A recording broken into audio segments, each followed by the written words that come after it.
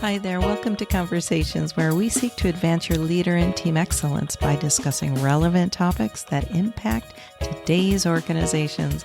Welcome to the show. Hey there, leader, and welcome to Conversations for Leaders and Teams, where today we are talking with Pastor Shane Frazier.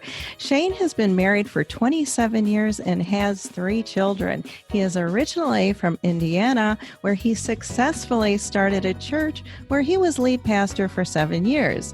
He is now a resident of Naples, Florida, and is preparing to launch Freedom Life Church in January.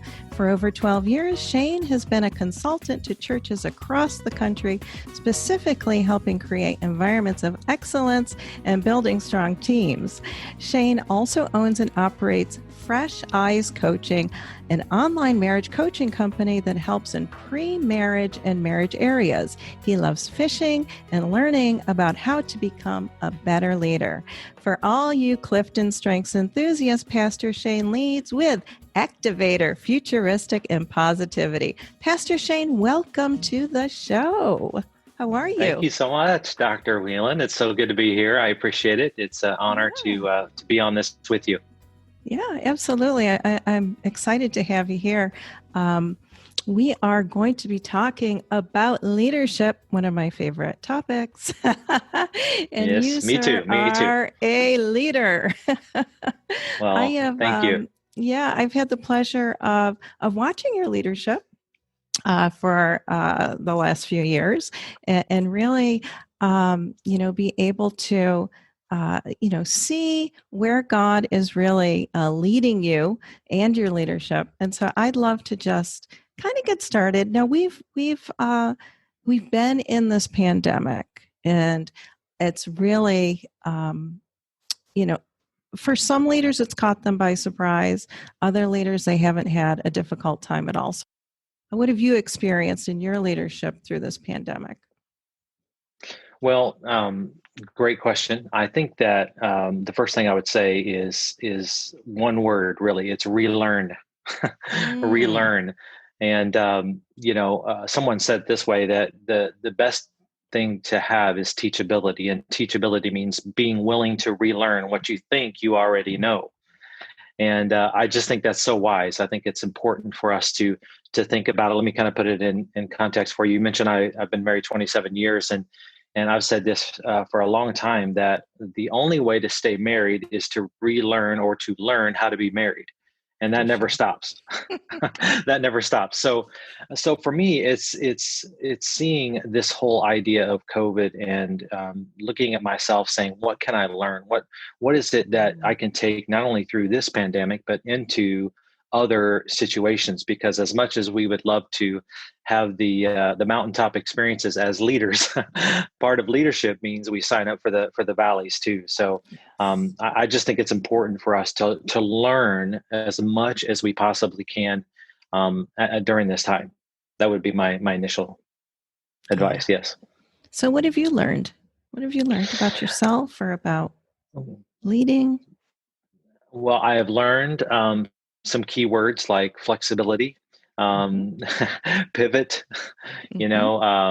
being adaptable, change. Those are all words that I think would be a great addition to any toolbox of a leader, honestly, because if you're trying to lead the way you used to, you're going to find yourself in a very, very desolate place right now, because what got you here is not going to get you there. And that's important for us to understand that we've got to think outside the box. We've got to look at people who are steps ahead of us. And so right now, what I've been learning is I've been learning all I can from people who are doing this well, leading at this capacity very, very well. So I'm reading all kinds of articles. I'm a part of a lot of different podcasts I've been listening to, and listening to different messages, and reading a lot of stuff from like Harvard Business Review, things of that nature, to just try to stay ahead of this as much as possible. And of course, a lot of prayer. I've been praying like I've never prayed before, because we all know that it's important that we not rely on our own strength, but a strength that comes from God. So, yeah. Yeah, that is so good. And leaders are learners, right? If you're going to lead, like you said, I mean, we've gone through this COVID. Hopefully, we're coming out of it at some point, but we don't know. But to be flexible, to be able to pivot, to be reading and listening and learning along the way, I think is imperative for leaders because, like you said, what got you here might not get you the rest of the way. Yeah. Mm-hmm. Yep. Yeah, it's important that we stay in that zone of not being so stuck to our pattern or our plans. Mm. And I mean, it's okay to have a plan, but I would also say when you have a plan, you have to have a willingness to know that plan's probably going to change. If there's anything we've learned from this last year, is that the plans that we have made are subject to change. And so I just think it's wise to kind of have backup plans. Mm-hmm. If this happens, if that happens, and sadly, one of the things that I've discovered, Dr. Whelan, is through this whole idea is that really two things. Okay, if you were a healthy leader prior to COVID, okay, that has helped you. That Mm-hmm. has helped you if you're a healthy leader. However, the opposite is also true, and that is if you were an unhealthy leader or even an unhealthy organization, but prior to COVID, okay, that has hurt you in a major way. So I've seen those two gaps like really increase, and so it would be wise of us that are really struggling during this time to just be sponges and absorb as much as we can during this time because we live in evil days, the Bible says. So Yes. this is not going to be, again, rainbows and lollipops and mountaintop experiences. Those are fun days, but we have to learn as a leader how to deal with those times. Yeah, for sure. Yeah. So I mean, I read here in your bio that you're Mhm. launching another church. How does somebody come upon that? Like in the midst of COVID, I mean, you definitely lead with futuristic activator and positivity, and I Mhm. imagine that you are leaning heavily in on these strengths as you move into this launch. Can you tell us Yes, a little bit that's about that? the bigger picture. Honestly, is this. I think that this is not an opportunity for really any business, whether it's a church or a business making XYZ, whatever you want to say, providing a service. I think any business would do itself a great service if they would press in and not shrink Mm-hmm. back. I Mm-hmm. mean, especially if we follow the Lord. I mean, again, we alluded to this earlier. We have a power that doesn't come from ourselves. This is not a time for the church, big C church, to shrink. This is a time for the church to lean in. And so we just started to pray and ask God, what would you have us do? And my wife of, as we know, 27 years, said the amazing words to me one day. She's like, "What if we dreamed again?" And that's all Mm-hmm. it took. I mean, that was like throwing a match on the fuel of all of those strengths you just mentioned. And I just came alive. We came alive, and we just knew that doing this is important, especially right now. I think because there are so many people hurting. You can read all of the articles and all of the stuff that's coming out from psychologists and through Psychology Today or wherever you get your information, and everything is up and to the right. Unfortunately, suicide, depression, Yes. anxiety, all of those things, and I just think there's no time like right now to have a church that is life giving, that can help people, because they're going to need it on the other side of this. For sure. Yeah. Yeah.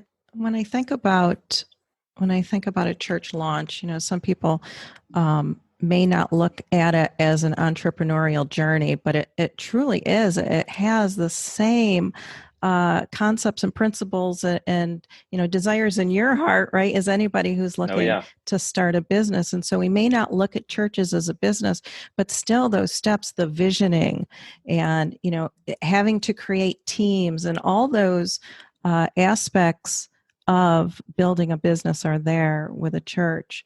So could you Yes. talk a little bit about that, about church planting and the connection between the two?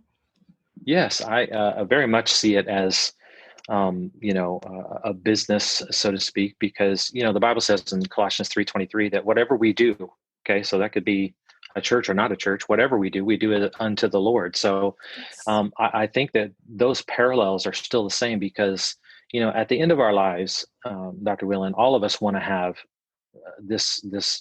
a moment where we stand before God and he's like, well done, good and faithful servant. He wants to say those words to us. We want to hear those words. And I think that when you think about that and being in your purpose and doing what God's called you to do, just like you're doing, Dr. Whelan, there's nothing like that. It gets you up in the morning and and all the people watching this and listening, you're doing what God's called you to do. Hopefully, if not, find your purpose. It'll make a difference. But so if you look at all of those things, I think the commonality is there that we all have the same destination, and that is to honor God with our lives. And so how we do that, whether it's a church or, a service industry, it still remains the same. So whatever you do it as unto the Lord. And so there are all kinds of similarities. For example, I think of The Five Dysfunctions of a Team by Patrick Lenciani. It's one of my favorite books that's helped me through the years. And even in marriage, by the way, that's a whole nother topic. Maybe we can talk about another time. But those 5 things, and right now, if I'm, since we're talking about COVID, I would just say, leader, one of the things that I'm trying to work on is to have this ability to lead with compassion, because people are hurting. People have not experienced this either. I know you haven't necessarily led through a pandemic, and hopefully they'll give you grace and mercy on that end as well. But your people haven't gone through that either. Some of them have lost loved ones. And we're going to have to be a little bit more sensitive and not so driven as some of us are. Even though I'm an activator, I got to pump the brakes a little bit sometimes and say, hey, I need to slow down, have some compassion here as I lead. But Patrick Lenciani does such a good job in establishing that first level of trust, that the importance of any team to be functional, they have to have trust. And my favorite part of that whole thing is that he said it comes through vulnerability. But through vulnerability, that's the way you build that trust. So what I'm learning is that we should be okay looking at our employees, looking at each other. If you're listening to this and maybe you report to somebody and to say, you know what, I don't know what I'm doing. I'm scared, or I need a little help here. And hopefully, being a leader, we create a culture and an atmosphere where it's okay to say that, and you're not, you're not judged, or you're not considered less than. You're actually welcomed into that team. So I hope that makes sense. Yeah, there's such a beautiful dynamic when a leader and the people in their charge, when they can be vulnerable together and, learn and grow in that capacity together. Yes. And I feel like what we've gone through in this pandemic has given leaders the opportunity to demonstrate that, that leadership isn't just the bottom line. It has a lot to do with the head as well as the heart, and how we demonstrate that in our leadership could make or break the relationships within the organization, but then the bottom line as well. I mean, when you have people who, have that psychological safety within an organization where they can, come to a leader or come to their supervisor and say, hey, this is what's going on with me today. And, will not fear retaliation in any way, but can have those open conversations. That's true leadership right there. It really is. It really is. It reminds me, I read, I wrote this down. Larry Clark, who is the managing director of Global Learning Solutions at Harvard Business Publishing Corporate. He said this, during times of distribution and uncertainty, it is important for leaders to create an emotional and relational foundation needed to connect with and engage with employees. And that's exactly what you just said. Yeah. So the question, I guess, for us as leaders, we need to ask is there a place for that? Have we created a place where people can connect with us relationally and emotionally? And Dr. Whelan, this has been a serious year. 2020 has been a serious year. So this is another thing I'll throw on the table today for us to consider is, there's just not a lot of fun out there. So I think we need to have a little fun. Mm-hmm. Obviously, considering social distancing, we need to find new ways of having fun and celebrating together, and just try to bring some value to our employees. So, what are you doing to celebrate with your people? What does that look like for you? Um, that was Siri kicking in for some reason. Sorry, Siri wants I to be must in have on said the conversation. That's okay. that's funny. So your question was, what am I doing? What are we doing for to Yeah. create that? Well, I think one of the things that we're planning as we head towards Christmas, and that is we're trying to in the works right now, creating a Christmas party that's going to be unique, and obviously with social distancing and all of that, in a way that's fun and celebratory, because it's easy to be driven by the bottom line, Dr. Whelan. I mean, it's Mm-hmm. easy to to say we got to do this, we got to do this. It's the end of the year, but if I can just encourage all of our leaders out there to just, again, like I'm trying to do myself, and that is to pump the brakes. I mean, I'm getting ready to launch this major initiative, and it requires laser focus, and it requires a lot of Mm-hmm. hours and time. And those of you that have started something from nothing, the amount of work that takes. But I just think it's important that we slow down, and we celebrate along the way. And we always look for something positive. I think now more than ever, my goodness, our world needs positivity. Mm-hmm. Coming out of the elections and all of that, we need some positivity in this place. And so, celebrating every win is important to us. If somebody Mm-hmm. says something, and to make sure it's repeated. I love the phrase somebody said once, and that is, what gets celebrated gets repeated. What gets Mm. celebrated gets repeated. So, are Yeah. you celebrating the things that are happening in your organization? If so, then they will be repeated. You'll start to see your other employees and people that are a part of your company say the same things to their friends and their family, and it creates an environment that people want to be in, not have to be in, which is a big Mm-hmm. difference. For sure. And in those, celebrations, I feel like it gives the opportunity to kind of rest and have some restoration as well, right? Because if we're always so, laser focused, like you said, on whatever that goal is, whatever the vision is, and we're not taking that time to retreat, just like Jesus did, he took time to retreat. And we Yeah, need to align ourselves with that if we are going to be healthy leaders. Because if we're always go, go, go, and I was like that for a long time, I experienced burnout, and it was not fun, and it lasted a really long time.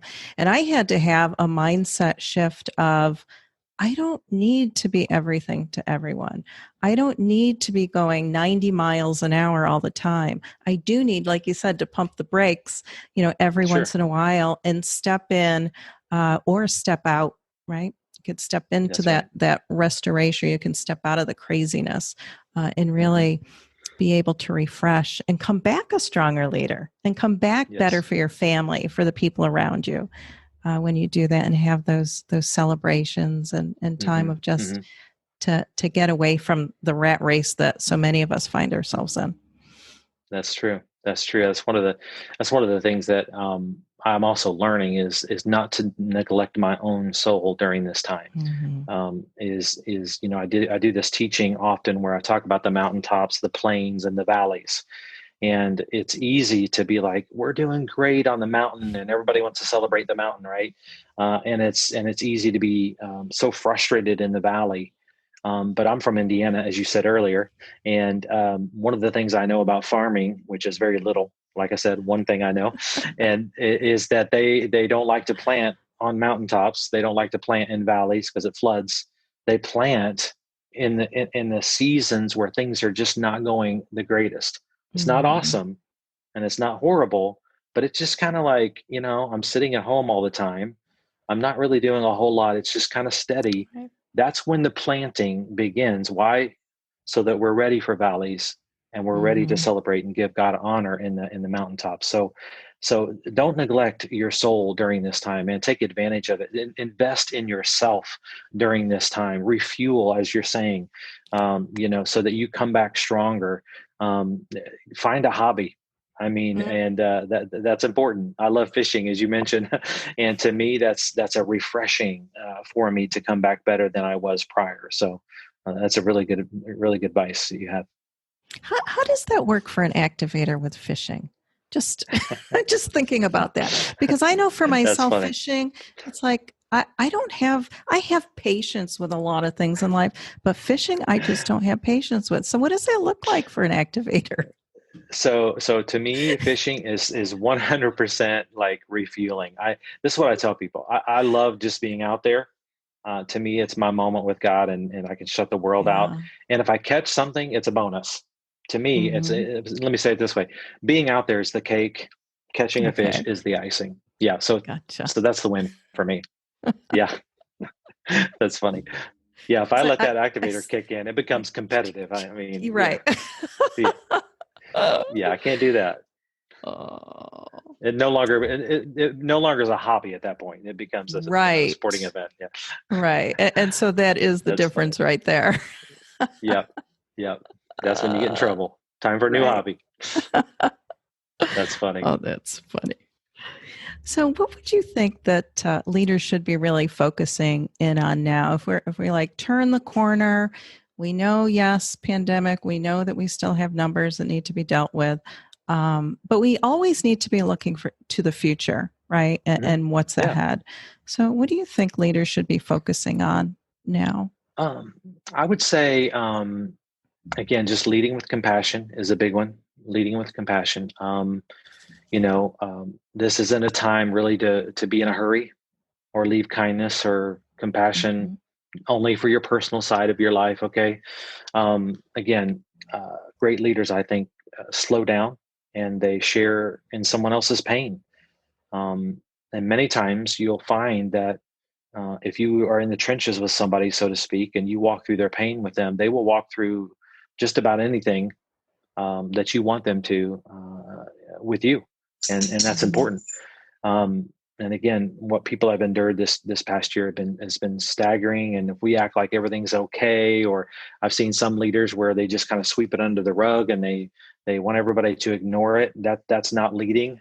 Okay, that's avoiding, and your employees will sense it. So don't be an avoider, be a leader. We're here to be leaders, and so I would say probably one of the main things that would be important for me and for other leaders, I think, would be to have clear and consistent communication.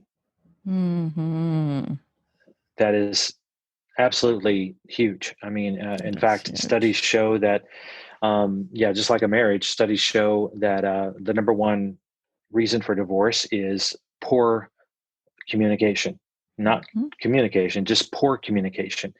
And then finances, poor management of your finances is right up there with it. And I always kind of joke around and say it's poor communication about your finances. But but man, I cannot say this enough. Communication is just one of those things where, again, if you're in the rat race of life and you're going 100 miles an hour and you don't have time to slow down and clearly communicate with someone, that's going to come back and hurt you. We have to have that clear communication. And this is what I would say about that. Clear communication breeds consistent confidence. Okay, let me say that again. Clear communication breeds consistent confidence. And we've seen that in people, and asking those questions. What did you hear me say? How are you running with this? And again, I'm saying all this not because I'm an expert. It's just I've honestly have had to learn the hard way, because I think I say something, my activator kicks in, and my futuristic. I'm already there, way down the road, and I'm like turning around. And I'm like, well, where's everybody at? No, they're like, oh, you meant now. And so I've had to really work on that, and I'm trying to get better. Yeah. I think everybody can get better at communication. I don't, whether it's you're over communicating or you're under communicating, there has to be like a middle ground of your communication, and understand, like you said, know thyself. And so we need to know ourselves, but we also need to know, it's important to know the people around us and how are they tuning into the words that we're saying. And are we clear, or do we need to restate, different things like that. So when you think about communication, maybe what you've heard with different leaders and through this time, do you think they're communicating more or less? Where do you see things with maybe the people you've been talking with? Yeah, the answer to that is yes. They have been communicating more, and some have been communicating less, and they're finding that if they're communicating less, it's really hurting them. My advice would be that we have to be more intentional with communication. Because the tendency is to, especially a lot of us that have started to work from home, and it's easy to drift and to be not as focused and to assume other people know what you're saying, and that's when it becomes dangerous. But this is an important thing to keep communicating as often as you can, because again, especially if we're adding to all of this, what I mentioned earlier, in the compassion side of things, we need to probably ask different questions, different questions that don't have a lot to do per se with your job. How are you doing? How is your family? What is it that I can be praying for you about? What is it you're going through? All of that kind of, those kinds of things that we probably used to ask at the beginning. But perhaps because life and work and all of that has taken off, we haven't asked as much lately. Would be what I would suggest. And really meaning those, how are you? Oh, right? yes. I think it has there's a depth to it now when you're really asking somebody how they are doing with what's been going on in our world. It's very different than, hey, how are you? It's really when people are really invested in knowing what's going on in your life, what's going on in your heart. That makes a difference, and it brings people into that engagement, right? Where they're feeling like they're being heard and they matter. All those things are so imperative for leaders to communicate to the people in their charge. Yeah, it is, and what you're talking about is that, that attitude of Christ, which was walking slowly through the crowd, and he took time to notice a man in a tree, Zacchaeus. He took time, walked 7+ miles with Cleopas and his friend in Luke 24, and asked them what they were talking about. When he knew what they were talking about, he just, hey, come in and have dinner with us. Oh, sure. It's this unhurried life, which kind of brings me to one of my favorite books, by the way, by Alan Fadling. That's Fadling. Alan Fadling is called The Unhurried Life and The Unhurried Leader. Highly recommend these books. They're some of my all-time favorites. Pastor and just an incredible leader.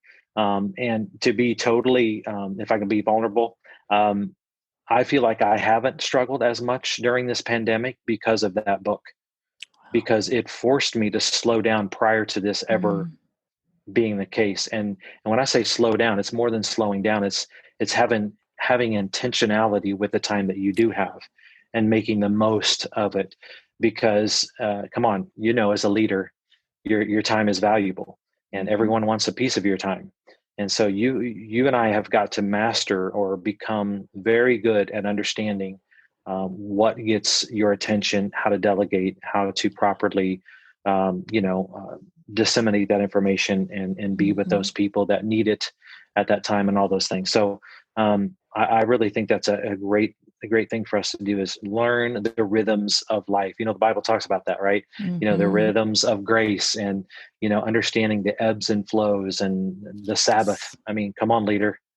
I'm going to challenge you, because if you think you can work 7 days, if you think you can work 7 days and accomplish more than you think, then you're greater than God, because he didn't even do that. He laid the example. So come on, take a break. It's okay. That's right. And I think that can be difficult with people who are finding themselves working at home and having that totally different dynamic, instead of, they have that time to drive into, wherever they're working and drive home and have that space that's apart from family life, so to speak. And now everybody is whether the kids are at school at home, you're working at home, there's a totally different dynamic and a shift that I think people had to get used to. I don't know if everybody would get used to it, or like anything, okay, I have to drive into work, or I have to, walk in the other room and there's my computer. But there is a different dynamic now in how people are spending their time. And when you work at home, it's easier to continue to work instead of shutting the computer down and really making that intentional effort to say, I'm done for the day. I put my time in. It's going to be here again tomorrow. I'm not going to miss anything. Right? Yes. Yep, exactly. Yep. And another great book, by the way, that I highly recommend is called Margin by Dr. Richard Swenson, I think is his name.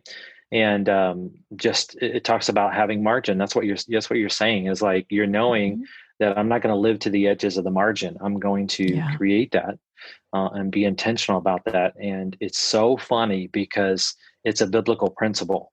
It's really tithing when it comes to our life. It's like you're either going to spend 100% of your life and think you're going to walk away a winner, or you're going to give yourself some margin, 90%. And you're going to leave 10%, that 10% margin in your life to refuel, recharge, become the leader God wants you to be. And I guarantee you'll accomplish way more. Just like when you give, it's just the weirdest kingdom mentality and it is mindset. Kingdom mentality. It's just really something. God's pretty clever. It's really interesting how he does that.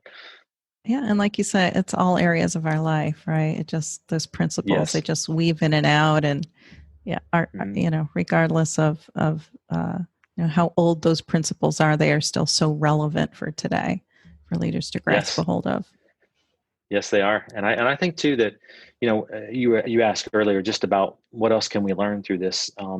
I was over the weekend talking to a business owner a friend of mine. I went back up to visit my hometown, the place where we planted our first church up in Indiana, and had the opportunity to share there this weekend. And he drove from Indianapolis to come see me, and we were talking. He owns a really nice gym. This guy is incredibly successful. He was like 2015 Mr. Indiana. He's really something, and great guy, loves the Lord. He would bring so many people from his gym to our church and see them give their lives to Christ and all that. It was really, really cool. But I was talking to him about this idea of, man, how are you doing as an owner, as a business owner, as a leader?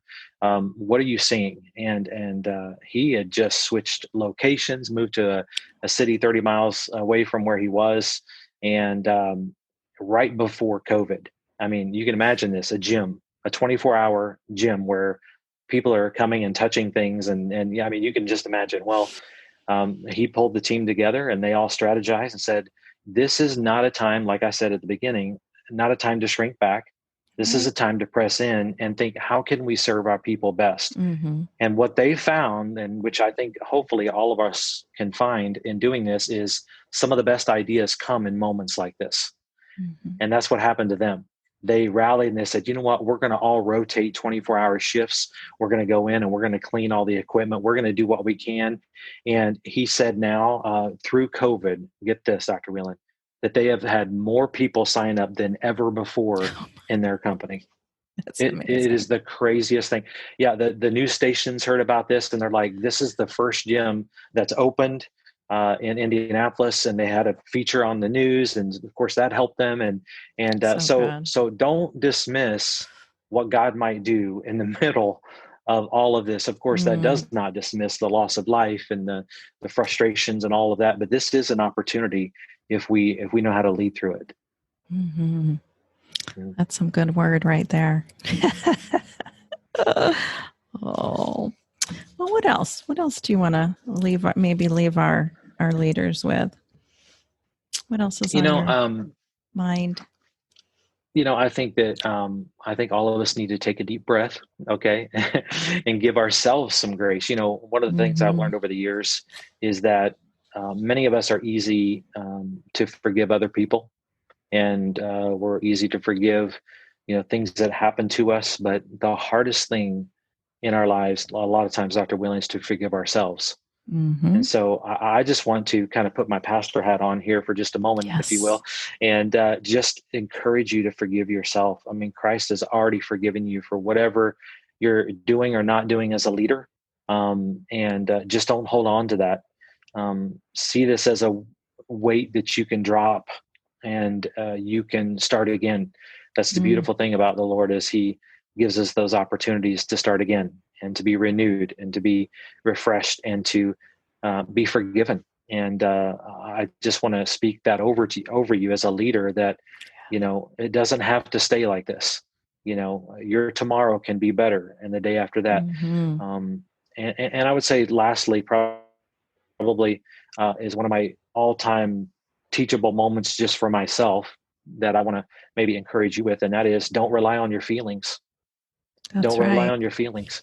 Your feelings lie to you all the time. Yes, they do. And they certainly do. And if you've driven anywhere in South Florida, you know that your feelings lie to you, because you want to run people off the road because they don't know how to drive a lot. Let's just be honest. So don't do that, okay? Because you feel like it. But instead, what I've learned is to make choices first. Okay, choices lead, feelings follow. And that's just a principle that I try to live by. I'm like, even though I don't feel like it, I know it's right for me to do this. Right. It's the right choice. Then eventually my feelings will catch up. It may not be overnight. It may take a little bit. But I think of that verse in Proverbs 3, it says, trust in the Lord with all your heart, and rely not on your own understanding. That's right. Okay. Too many of us get that backwards. We get that backwards. I learned the hard way again. I'm like, but I want to understand, but that's not the first part of that verse. It's to trust Him. It's to make the choice first. And then our feelings, our understanding, so to speak, will catch up. And so I've just tried to do better than that. I'm not great at it, but I'm trying to get better. So I hope you are too. Yes. Yeah, absolutely. And I think that, you've really hit the nail on the head, where we have an opportunity every day to make those choices in our leadership, for our organizations, but also for our families, and to really rise into that and be intentional, like you've talked about during this conversation, with the choices that we make, and how we lead, and how we're taking care of our people, but also how we're taking care of ourselves. And that self-care as leaders is so imperative. Yes. So do that. Discover more about yourself, learn about yourself, ask hard questions. Again, be vulnerable. Vulnerability doesn't have to be scary. Brene Brown has an incredible, you can look it up. Brene Brown talks about vulnerability, one of the best, messages I've ever heard on how to do that the right way, because there's a lot of people that misunderstand vulnerability and what it means. Highly recommend that as well. But you're right. We got to get better as leaders. And this is an opportunity to do that, so that we can experience those mountaintop experiences together. That's right. Together. Yes. Yes.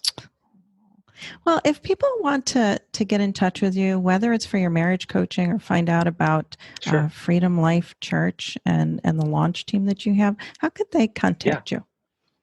Yes, they can go to either website. First of all, for the marriage coaching website is fresheyescoaching.com, fresheyescoaching.com. And, the 30-second commercial for Fresh Eyes is just we all need this, and business leaders, this, we all need fresh eyes on what we do. And that's kind of the thought behind that, is having a third person interact and watch you. I'm not a licensed clinical therapist where I'm going to ask you, so tell me how you feel about that. It's more of like, let's work together in your atmosphere. And I do all kinds of exercises and coaching, and I'm just a third party there to help build communication and conflict resolution and budgeting and all those things that, all of us that are married understand need to be have a third set of eyes, so to speak. So they can do that, and all of the information's on there. For Freedom Life Church, you can go to myfreedomlife.tv. So myfreedomlife.tv, like television. And we are in the middle of still gathering launch team members, people that love the Lord, but they know they want something unique in a church, something that's different, something that's empowering.